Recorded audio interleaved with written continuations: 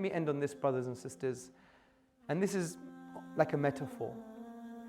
God has created every single one of you with a hole in their heart. And sometimes we fill it with our husbands or our wives or our children.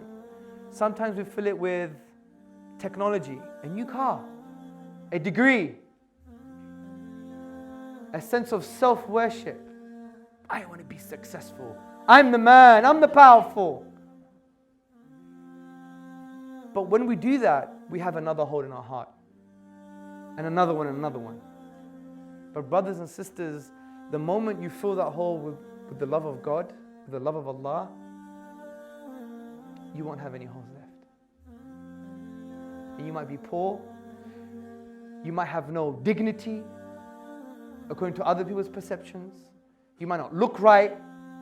You might not speak right. If you unwrap yourself with all of this linguistic wrapping, I'm Pakistani, I'm Jewish, I'm Caucasian, I'm a businessman, I'm a teacher, all of this linguistic wrapping, when you unwrap yourself, you'll find the love of God. You won't find nothing. And you have true peace in your life. So fill that hole with God's love. It's like the boat in the ocean. You know, the boat floats nicely and doesn't sink on the ocean as long as the ocean or the water is not in the boat. The boat is our hearts. The ocean is the ephemeral world. The more of the water, the ocean is in our hearts, it will sink. It doesn't mean you can't be successful. Of course, be successful. But just align your heart in the right way. And brothers and sisters and friends, I beg you, just read the Quran. It is the spiritual medicine. Because the Quran aims to break the ego. Because the ego is the barrier to divine love.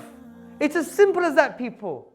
It's as simple as that. That's why sometimes, even if you're non-Muslim and you read the Quran, like I was non-Muslim about 10 years ago when I read the Quran, I was like, oh my God, who is this person?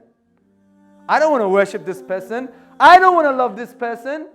He wants me to do things just for him, but I want to do things for me.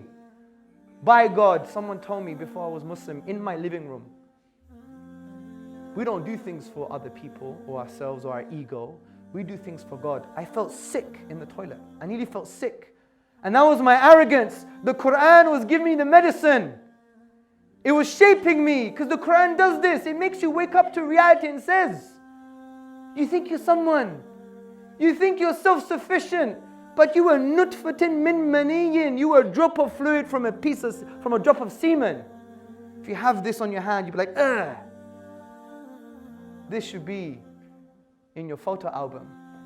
That blob. Honestly, to break your ego. To break your ego. The Quran talks about birth and the cycle of life. You were a baby. You couldn't even keep your neck up. You couldn't even wipe your own backside. You couldn't even feed yourself, and you think you could take over the whole world? Arrogance. Arrogance. And the Quran also says, كُلُّ نَفْسٍ ذَائِقَةَ الْمَوْتِ. Every soul is going to taste death. You're going to become one buffet. You're going to meet your master. Be ready. It's so simple, brothers and sisters and friends. When you love the world, you lose real love. When you love Allah, you gain absolute love. God wants to liberate your minds. He wants to free you from this slavery and liberate your hearts.